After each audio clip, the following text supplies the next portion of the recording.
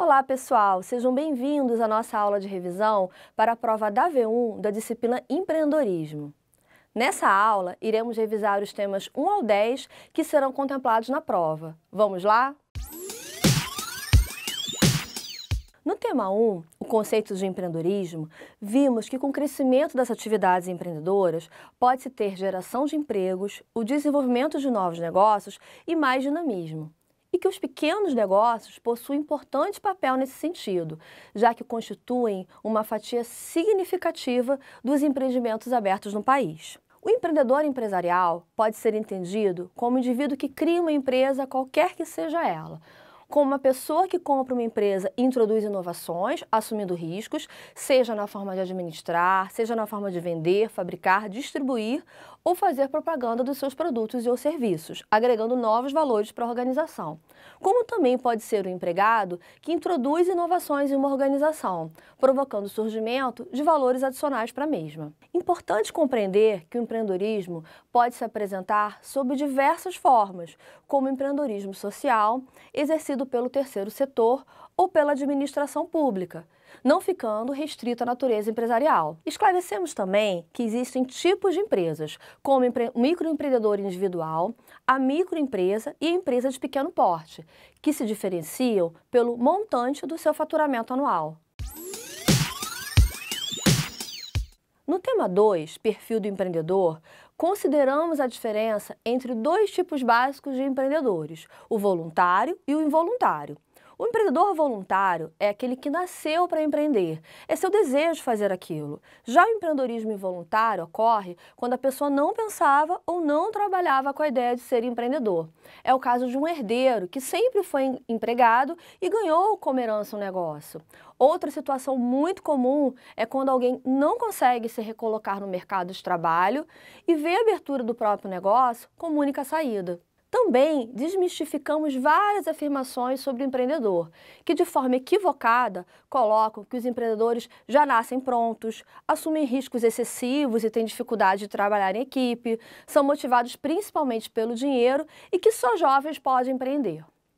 Ainda no tema 2, destacamos algumas características que contribuem para o sucesso do empreendedor, como, por exemplo, saber tomar decisões, ser determinado e dinâmico, ser líder e formador de equipe, ser bem relacionado, ser organizado e planejar tudo e considerar o fracasso como um resultado normal. Podemos afirmar que o sucesso do empreendedor é uma combinação de diferentes fatores, incluindo desde a personalidade, orientada para a ação e a realização pessoal, até as atitudes empreendedoras, o acreditar em si próprio e em suas capacidades.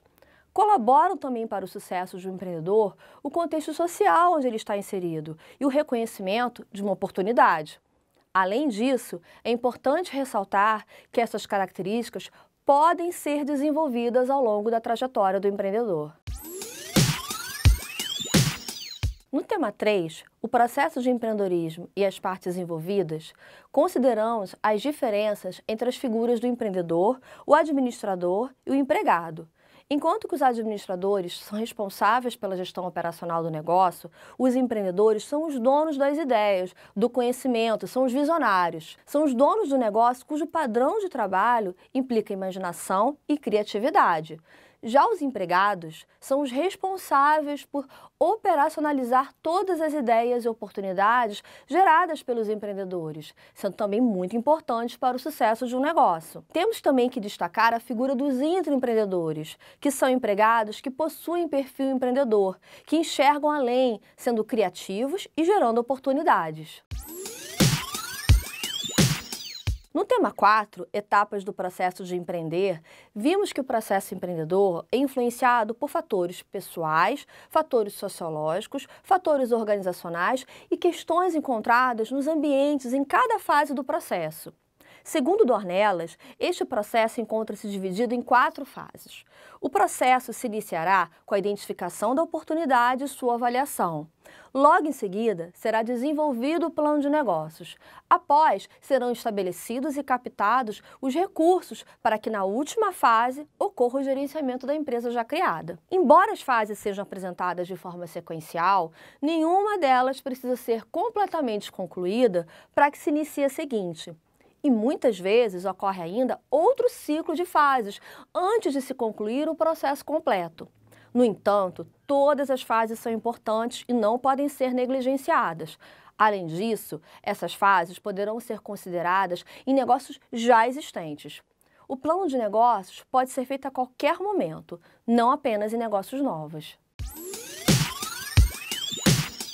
No tema 5, foram apresentadas as principais características de um empreendedor de sucesso, como, por exemplo, inovação, liderança, habilidade em ser persuasivo, capacidade de aprendizagem, habilidade na utilização de recursos, autoconfiança, agressividade, otimismo, liderança, iniciativa, energia, entre outras. Para Dornelas, o empreendedor deverá também desenvolver algumas habilidades, sendo elas classificadas como técnicas, gerenciais e pessoais. Também foram expostos no tema 5 alguns perigos mais comuns em novos negócios que podem comprometer o seu sucesso, como, por exemplo, a falta de identificação com o que o negócio realmente irá fazer, a falta de reconhecimento do público-alvo que se deseja atingir, o planejamento financeiro mal feito ou inexistente, a falta de conhecimento sobre a concorrência no ramo de mercado, a falta de tato com o cliente, entre outros perigos.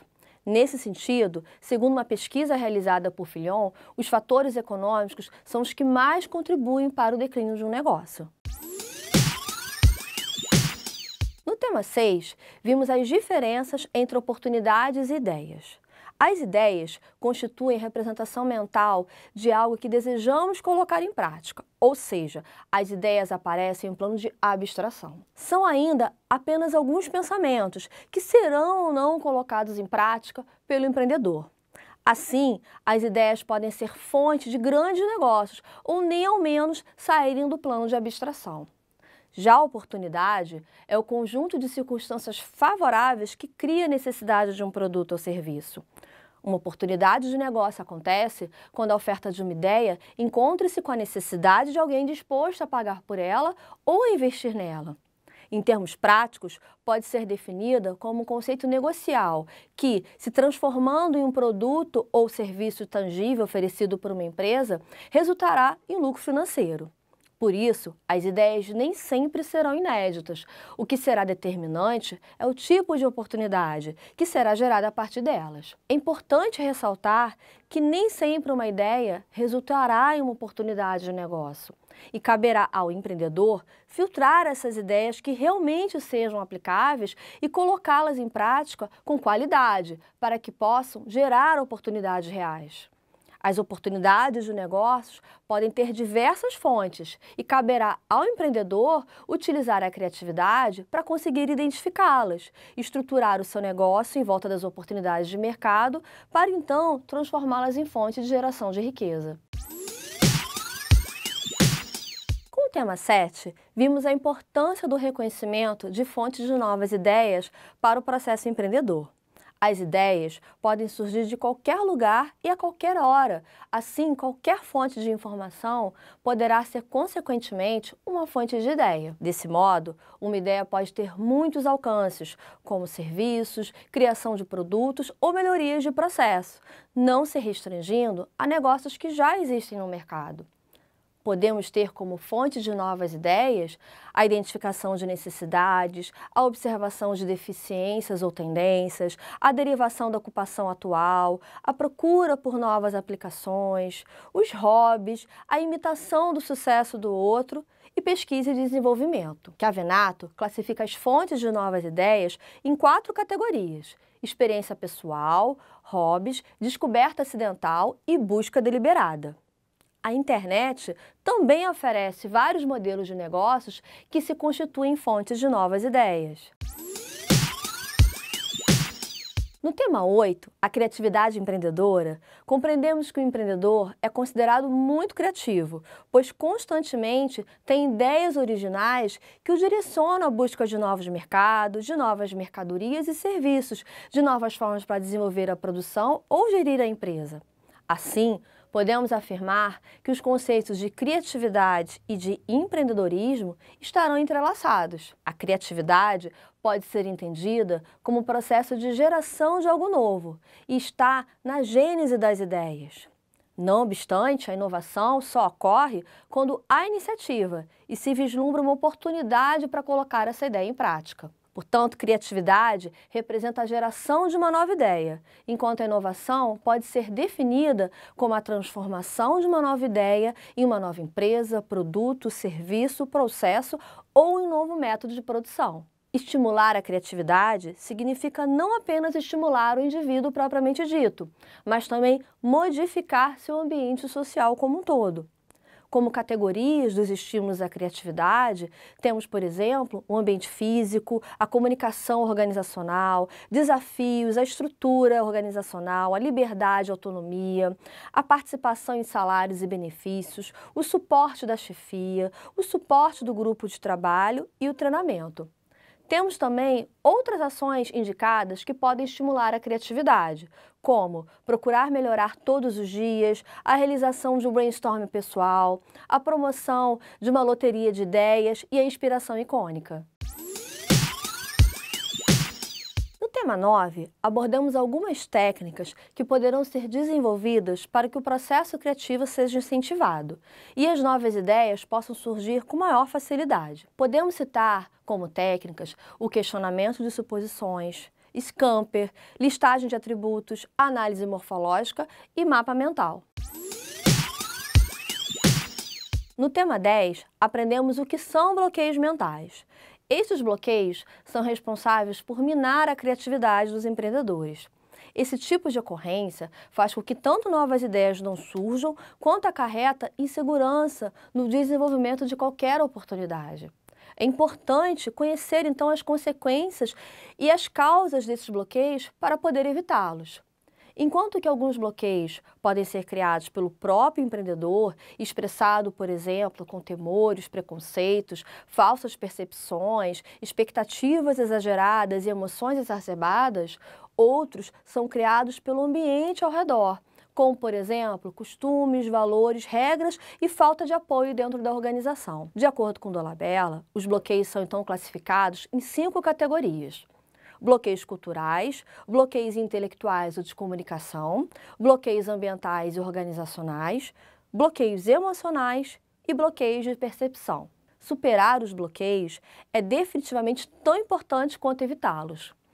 Entre as iniciativas que podem ser adotadas no ambiente empresarial para evitar esses bloqueios estão investigar novas soluções, novos produtos e novos serviços, uma gestão aberta baseada em resultados, criar espaços e tempo para discussão multinível e multidisciplinar dentro da organização e a procura constante de novos mercados. Os bloqueios mentais, além de gerarem prejuízos às organizações, atingindo seus resultados, poderão causar a falta de novas percepções, ideias, produtos ou soluções, além de levar o empreendedor ao desânimo e à falta de confiança. Pessoal, aqui fizemos uma revisão sintetizada dos temas 1 ao 10, mas não deixem de estudar nossos materiais completos disponibilizados no AVA para cada tema. Eles serão fundamentais para a realização de uma boa prova. Boa sorte na V1!